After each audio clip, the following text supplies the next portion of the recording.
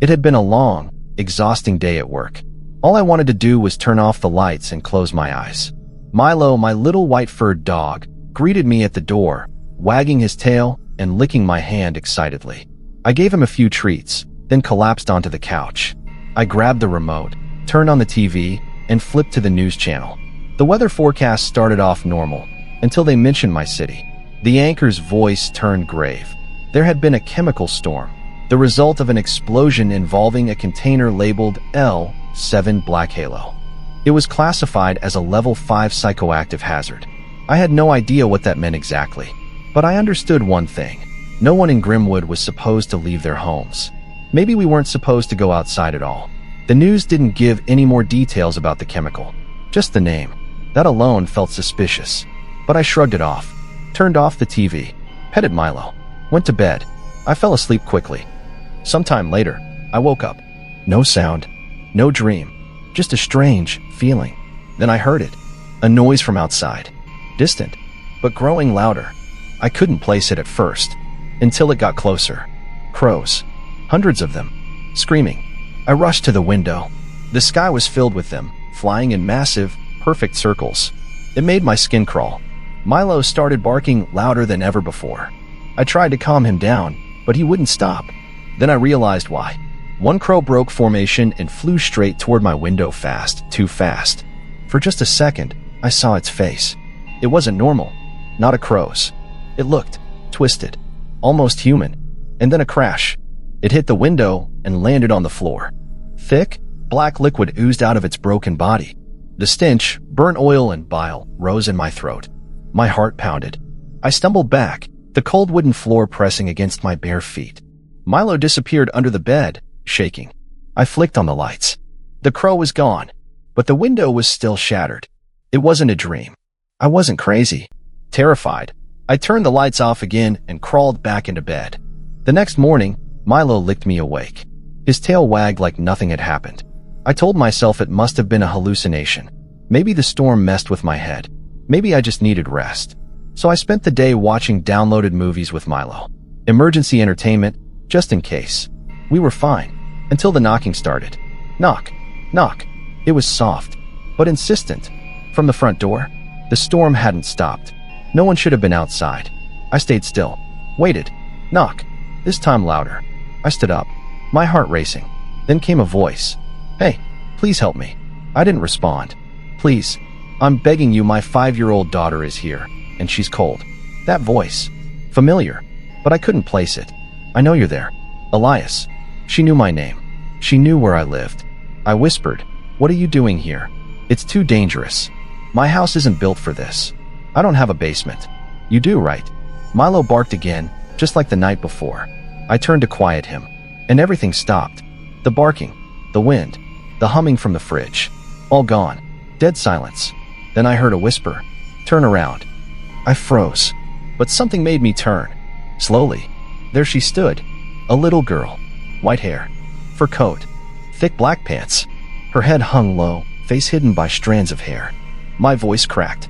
Who are you? She looked up and smiled. But not like a little girl. A massive, inhuman grin.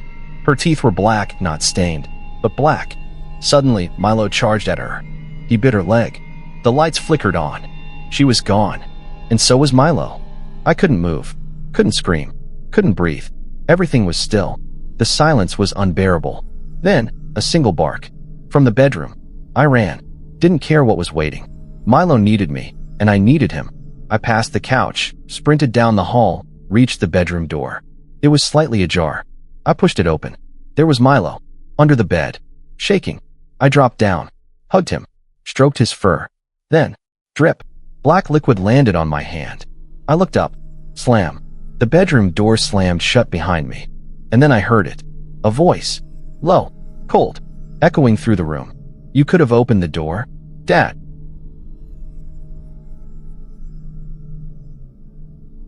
Last summer, something happened that still haunts me. I was planning a hunting trip to Mount Shasta, one of the most legendary and notorious places in the US. I've always been obsessed with the paranormal, so the strange stories about disappearances and cryptids just added to the allure. I had just started reserving our camp spot when I got a call. Hey, I just took a week off work. You want to do something? My friend Isaac asked. I'm actually booking a trip to Mount Shasta, I replied. Mount Shasta? Isaac paused, concerned. What's wrong with Mount Shasta? Dude, that place is cursed. People go missing, Bigfoot sightings, skinwalkers. Are you sure? Come on, man. It's Mount freaking Shasta. All right, but you're paying for me. 2 weeks later, we hit the road, making a mini road trip out of it, stopping at diners, grabbing supplies, sleeping in the car to avoid sketchy motels. When we finally got to our spot on the mountain around 2 p.m., everything felt perfect. By 5 p.m., we had the tent and grill set up, and I was itching to hunt. You want to come? I asked. Nah, tomorrow. I'm just gonna chill here, Isaac said, cracking a beer. Cool. I'll be back in an hour. I grabbed my compound bow, hunting knife, rope, and my backup 9mm pistol, just in case. The forest felt normal. No dread, no weird vibes. Just me and the wilderness. Then, snap. I ducked behind a boulder and readied my bow. Through the brush, something stepped out, and it took my breath away. It looked like a deer, but it was massive, at least 50% bigger than a moose. Its fur was thick and soft-looking, colored light gray with random white stripes. The antlers were twice the normal size, pitch black, and its eyes, blood red. It was majestic, almost magical, but every cell in my body screamed danger. The forest was dead silent. I stared at it for 5 minutes. Then I whispered, "Screw it," and drew my bow. The creature bolted. I loosed my arrow. Then came the scream, not an animal's cry, but a man's scream, full of rage and pain. Holy shit. You okay? I called out. Silence. Hello? Nothing. I searched for 10 minutes. No body. No footprints. No arrow. Then the forest returned, birds chirping, wind blowing. And that's when I knew. That thing wasn't a deer, and it screamed like a man. Back at camp, I didn't tell Isaac. Just said I didn't catch anything. We made burgers, had a few drinks, and went to bed. Next morning, I stepped out of the tent and froze. There, sticking straight up from the ground, was my arrow, marked with red tape. Its tip was coated in a thick, black liquid. Blood? It smelled like it, but it was jet black. Then I saw my bow propped up by the fire pit, with the string cut clean in half. It had been inside the tent all night. Someone or something went into our tent, took my bow, planted the arrow, left a message. I turned around instinctively. It was there, the creature, staring into me, into my soul. It didn't speak, but I understood. This was payback. It turned and walked away. I cleaned the arrow off and told Isaac someone must have broken into our tent. He laughed, blaming Bigfoot or a skinwalker. I laughed, too, but I knew the truth. Despite everything, we decided to keep hunting. We had breakfast in silence and hiked into the forest. For an hour, nothing happened. Eventually, we came to a cliff overlooking a deep valley with a river below. Mate, you see that? Isaac asked, pointing. It was the deer, drinking from the river, 200 yards away. It locked eyes with me. Isaac raised his bow. No, don't. I screamed and ripped it from his hands. Too late. The deer stood on its hind legs. Its body twisted, mutated. Arms grew long, hooves turned to claws, antlers spread wider, fur darkened, and its body grew to 9 feet tall. Then it let out a war cry, not an animal sound, but a human scream of rage, and charged. We ran. I ducked behind a boulder. Isaac ran into the trees. The creature reached the cliff in seconds and stalked down the trail. It passed by me. I tried to sneak away, but then saw it, 150 feet ahead, blocking my path. I had no choice. I drew my pistol and opened fire. It barely slowed down. Before I could reload, it tackled me to the ground. I warned you, it growled in a deep, human voice. It raised its claw. Thwack. A spear pierced its skull. Isaac ran in, firing 2 arrows into its head. We didn't stop there. We stabbed, shot, hacked, and even cut off its head. We made sure it was dead.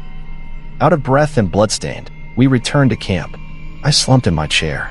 Isaac started packing. What are you doing? We've got 2 more days, I asked. You want to stay after that? He replied. Fair point. As we packed, I told him everything. The deer, the night before, the broken bow. Why didn't you tell me? He asked. I didn't want to ruin the trip. We hiked down the mountain without another word. Mount Shasta was still beautiful, but now I saw the horror beneath it. We got in my truck and drove home in silence. Isaac only texted me once after that. Don't ever bring that up again. And don't ever ask me to go back. This is the first time I've written it down. People say writing helps heal trauma. Maybe it does. But this will never leave me.